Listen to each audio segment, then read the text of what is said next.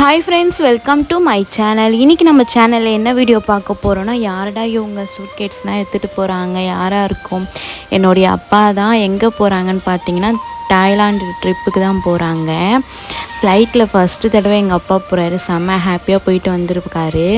வர சொல்லும்போது எனக்கு நிறைய ஸ்நாக்ஸ், பிஸ்கெட், சாக்லேட்ஸ்லாம் வாங்கிட்டு வந்திருந்தார்.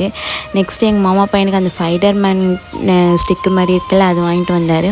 அப்புறம் எங்கள் அம்மாவுக்கு, எங்கள் தாத்தாவுக்கு தைலம், அப்புறம் அந்த ஸ்டிக்கு, மசாஜ் ஸ்டிக்கு, நல்லா இந்த ஃபேஸுக்கு சீரம் வாங்கிட்டு வந்திருந்தார்.